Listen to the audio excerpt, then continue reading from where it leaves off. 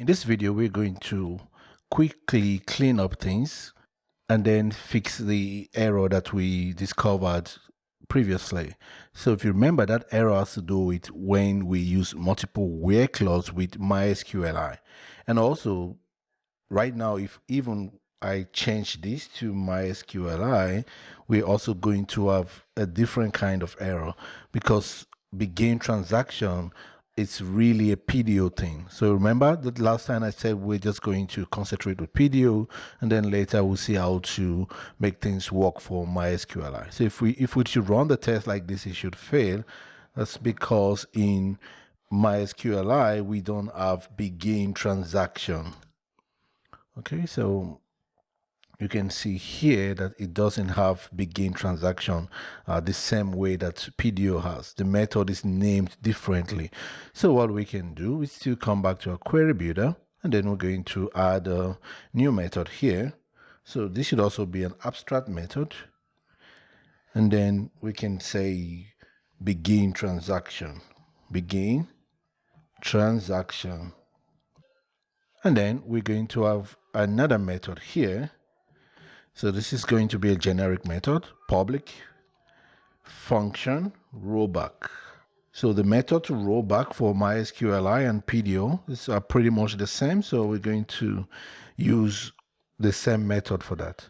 And then we can just say return this transaction, this connection. And then we can call the rollback method. Or we could really make this a void method, so we don't need to return anything. So this should just be void. It doesn't return anything. So this is the method that does the rollback, and then this is the one that begins a transaction. So in each of the classes, MySQLi and PDO, we need to implement this method. So let's jump into PDO, and right here we're going to implement the missing method, public function begin transaction, and then here we could say this connection, and then we want to begin transaction, which is essentially what we did here. Okay, and then let's just say begin transaction, and then we want to copy this and move it to MySQLi query.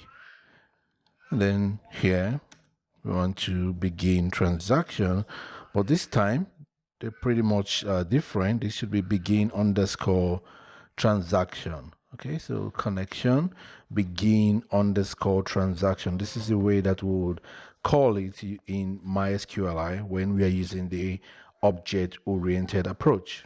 And then we can come back again to the query builder, and we don't need this get connection anymore.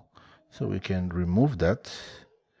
And then for our test, we can then come here and say begin transaction.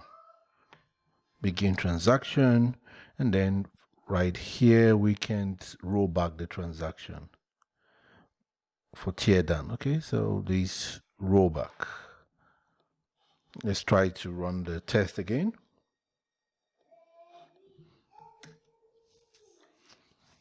All right, so now we return back to the bug that we are trying to fix, okay? And the bug that we are trying to fix is command out of sync. You can't run this command. And the reason why we have this bug is because of the way that we are running our where clause. So let's come back to the query builder class and come to the where clause that we have here.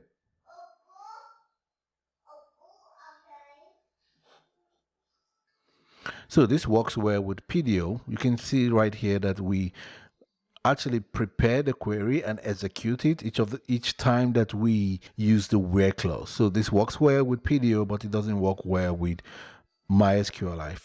For that reason, we need to actually abstract this part. So the part that we prepare the query and execute it should be done by another method. So we're going to have a new method here. So public function run query. And then this is just going to now execute. So basically prepare and execute, and then return this. which means that we now also need to change the way that we are using the different method. So let's come here and say, okay, for create, we don't need to do any changes. For find, we definitely need to change something here. So we now need to say run query, okay, before we attempt to grab the results. So run query will basically be what prepares the query and then execute the query, set the results to be equal to the statements, and then we can do all of the things that we're doing previously. So we want to do the same for this one. And then in our test cases, we also want to look for wherever we are. All right, so here we also need to run query. And then here, we also need to run the query. Okay, so this is for update. So we run the query before we get a count. And then we also need to do the same for the place where we're using multiple where. Have we already done that? No. So we need to come up a bit and say right here. Okay, so we need to run the query. And then we need to do the same thing right here. Run the query and then get the first record. And then for here, we also need to run the query and then get the result. Or for raw, I don't think we need to do this for raw actually. So let's go back into raw method and we can see that we prepare and then we execute. So we don't need to do that. Let's try to run the test again. Now we are still not getting a pass. Fetch object on Boolean. Okay, so we have most of our tests are passing, but for update we are not getting success here. Okay, so error call to remember function fetch object on Boolean. So we have two tests that are not passing here. Call to remember function fetch object on Boolean. So this should be pretty much easy to fix. Let's come back to MySQLite query builder. As I told you before, MySQLite is really a pain to work with. I prefer to work with PDO. So here we need to do if there is results. That's only when that we want to actually do the while loop. Okay, so if we have result set, then only we want to fetch the object. Then let's run the test again. And here we have fail asserting that false matches 1. This is because the count method is returning false. So there's a little problem here, and to fix that, we may need to just introduce another method.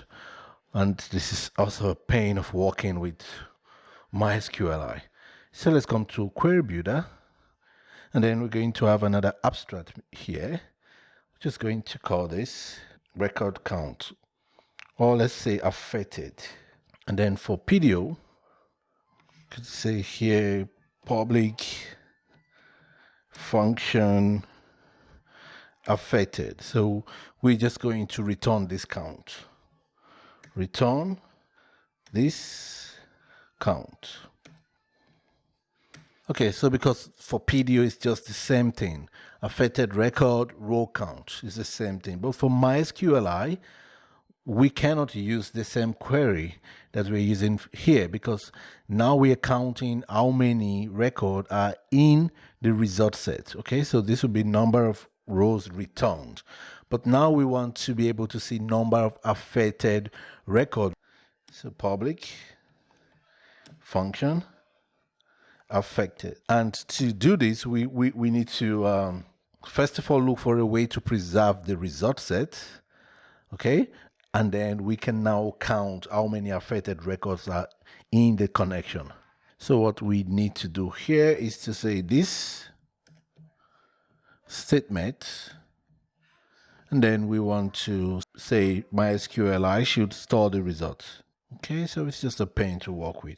And then we can return this connection, and then now we want to say affected rows. So that will be affected underscore rows. And let's see if everything works as expected. MySQLi is always a pain. All right, so let's come to the test, and then right here we're going to say affected. So instead of calling count, we're going to say affected. And then let's try to run that again and be hopeful that everything passes. Now we're getting -1 matches false. It means that no role was actually updated, and this could be that MySQLi, let's see, try to just change the value that we have here and then run it again, and we still get the same result. -1 matches expected 1. So we're getting back -1 from affected rows. Okay, so that still doesn't solve the issue. Let's come back to the query builder, and then let's call this on statement. So let's say statement affected rows, and then let's run the test again. Now our test passed as we expect it to pass. Just to be on the safe side, we're going to change connection to PDO in the test, and then let's run it and see if everything passes. All right, so let's just say PDO, and then let's run the test again. Okay, test passes. So now we have a unified API for both PDO and MySQLi that we can use to manipulate the database. So before we wrap up, I would like to just quickly make one last change here. You see where we are using the find method, test it can find by ID. And right now everything works fine because we are actually setting the table when we perform insert.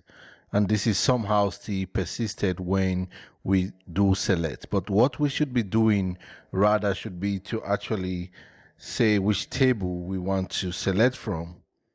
And then we can do the other chainings. So this should be reports. And then we can chain on. We're going to do the same thing for find one by. Right, so exactly right here. Okay, so we can move this to a new line. Then we can also move this to a new line. Okay, so now we can do one last test. So we want to run all of the tests that we've written so far just to ensure that our tests are still passing. So we say vendor /bin /PHP unit, specify the name of the folder test, and then -- test doc. And here we have 18 test cases, 36 are sections, and they're all passing. All right, congratulations. In the next section, we're going to even go a little bit deeper. We're now going to begin working with models and repositories, and you're going to really find it interesting to see a different way that we can actually deal with database objects in our code. All right, I'll see you in the next section.